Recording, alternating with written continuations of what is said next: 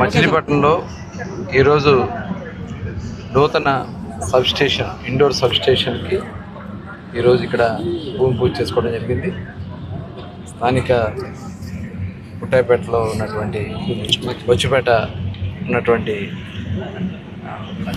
ఆంజనేయ స్వామి గుడి వెనకాల ఈరోజు దాదాపు 6,30,00,000 రూపాయల వాల్యూ చేసేటటువంటి సబ్స్టేషన్ ఈరోజు పనులు స్టార్ట్ చేసుకున్నాం. 33 kV సబ్స్టేషన్ ఇది ఇండోర్ సబ్స్టేషన్. ఎక్కడ కూడా కేబుల్స్ కానీ ఏమి కూడా బయటకు కనపడవు. మొత్తం టోటల్ కూడా అండర్గ్రౌండ్లో కేబులింగ్ ఉంటుంది. అలాగే మొత్తం కూడా ఎక్విప్మెంట్ అంతా కూడా ఇండోర్లోనే ఉంటుంది. గతంలో కూడా ఇది ఇలాంటిదే ఒకటి మనం చిలకలపూడిలో కలెక్టర్ బంగ్లా బ్యాక్ సైడ్ ఏర్పాటు చేశాం. ఇది రెండవది ఇండోర్ సబ్స్టేషన్. ఇది ఈ సబ్స్టేషన్ వల్ల పుట్టాయిపేట, రామనాయుడుపేట, జగన్నాథపురం, భాస్కర్పురం ఈ ఏరియాలన్నిటికి కూడా లో వోల్టేజ్ అనే సమస్య ఉండదు. అలాగే మిగతా సబ్స్టేషన్ మీద కూడా లోడ్ తగ్గడం వల్ల ఎక్కడ కూడా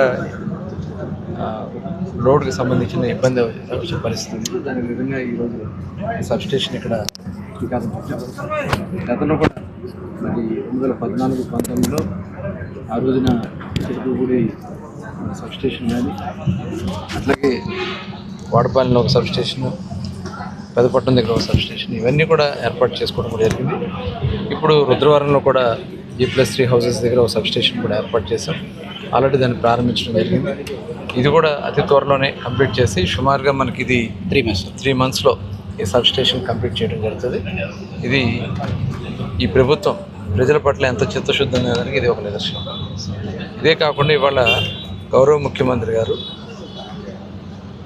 ట్రాన్స్మిషన్ ప్రొడక్షన్ దగ్గర నుంచి ట్రాన్స్మిషన్ కానీ మొత్తం కూడా ఎక్కడ లాసెస్ రాకుండా ఇవాళ మనం చేసుకుంటూ ప్రజలకి ఆదా చేయాలి. ఎందుకంటే గత ప్రభుత్వం PPL రద్దు చేయటం వల్ల ఆనాడు ప్రజల మీద భారం పడి దగ్గర 32,000 కోట్ల రూపాయల భారం మన మీద పడింది. ఈ ప్రభుత్వం వచ్చిన తర్వాత కరెంటు ఛార్జెస్ కూడా తగ్గించాం, పెంచలేదు. ఇంకా దగ్గర 13 పైసలు దగ్గర కరెంటు ఛార్జెస్ తగ్గించాం. భవిష్యత్తులో కూడా పెంచే సమస్య ఉండదు, తగ్గించడం అవకాశం ఉంటుంది. అందుకని ఈరోజు గౌరవ ముఖ్యమంత్రి గారు పెద్ద ఎత్తున రెన్యూవల్ ఎనర్జీ మన రాష్ట్రానికి వస్తూ ఉన్నాయి. ఇవాళ సోలార్ కానీ, విండ్ పవర్ కానీ, అదేవిధంగా థర్మల్ పవర్ కానీ, ఇవన్నీ కూడా భవిష్యత్తులో మరి న్యూక్లియర్ పవర్ కూడా మరి కేంద్రం కూడా దీన్ని ముందుకు తీసుకెళ్తా ఉన్నారు. ఇవన్నీ కూడా చేసుకుంటూ రాష్ట్ర అవసరాలకి అవసరమైనటువంటి విద్యుత్ని ఇక్కడ మనం ఏర్పాటు చేసుకోవడం జరుగుతుంది.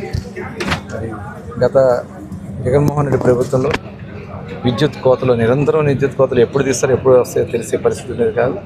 ఇవాళ అవన్నీ కూడా కట్ చేసుకుని నాణ్యమైనటువంటి కరెంట్ ఇస్తూ ఇవాళ ప్రజలకు అందుబాటులో ఉండే విధంగా ఈ సబ్స్టేషన్స్ కానీ, ట్రాన్స్ఫార్మర్స్ కానీ, లైన్స్ కానీ, కొత్త లైన్స్ కానీ, పోల్స్ కానీ అన్నీ కూడా ఏర్పాటు చేసుకుని ముందుకెళ్తున్నాం. అది ప్రజలు కూడా సహకరిస్తూ ముందుకెళ్ళాలని చెప్పి కోరుతాం. ఈ ప్రతిపక్షాలకి తెలుసు కదా వాళ్ళ సంగతి, వాళ్ళ గురించి మనం ఆలోచిస్తాం ఉంటుంది. యుద్ధ కారణంగా యుద్ధం వల్ల ఈ పరిస్థితి వస్తుంది. ప్రజలందరూ కూడా గమనించుకోవాలి. యుద్ధం కన్నా ముందు కూడా ఏంటంటే ప్రజలకి భయం ఏంటంటే పెట్రోల్ డీజిల్ దొరకదని చెప్పి ప్యానిక్లోకి వెళ్ళిపోయి, ఆ ప్యానిక్లో ఏ రకంగా కోవిడ్ టైంలో అయితే ప్యానిక్లోకి వెళ్ళిపోయారో ఆ రకంగా ప్యానిక్లోకి వెళ్ళిపోయి స్టోరేజ్ చేసుకోవడం వల్ల యూసేజ్ పెరిగింది. వాస్తవానికి రిక్వైర్మెంట్కి ఎక్కడ తక్కువ లోటు లేదు, కానీ రిజర్వ్స్ పెట్టుకోవడం కోసం వీళ్ళందరూ ఎక్కువగా తొందరగా ప్రజలు మరి ఇదవటం వల్ల ఈ పరిస్థితి వస్తుంది. అయినా కూడా ముఖ్యమంత్రి గారు సమీక్ష చేస్తూ ఉన్నారు. అవసరాలు తగ్గట్టుగానే ఆయిల్, డీజిల్ అన్నీ కూడా అందుబాటులో ఉన్నాయి. ఎక్కడ కూడా లోటు రాదు. కాకపోతే ప్రజలు ఎక్కడ కూడా ప్యానిక్ అవ్వద్దని చెప్పి, అలాగే కొంతమంది ప్రచారం చేస్తారు, వైఎస్ఆర్ పార్టీ నాయకులు కొంతమంది ప్రచారం చేస్తారు. అలాంటి ప్రచారాలు మానుకోండి. ప్రజల్ని ఇబ్బంది పెట్టే కార్యక్రమాన్ని మీరు చేయొద్దు. ప్రభుత్వం సప్లై చేయడానికి అన్ని రకాలుగా సప్లైస్ ఉన్నాయి, కానీ కేవలం ఈ ప్యానిక్ సిచ్యువేషన్ లాంటిది క్రియేట్ చేస్తున్నారు కాబట్టి తాత్కాలికంగా ఇబ్బంది వచ్చింది. డెఫినెట్గా అన్నీ ఏర్పాటు చేసుకోవడం జరుగుతుంది.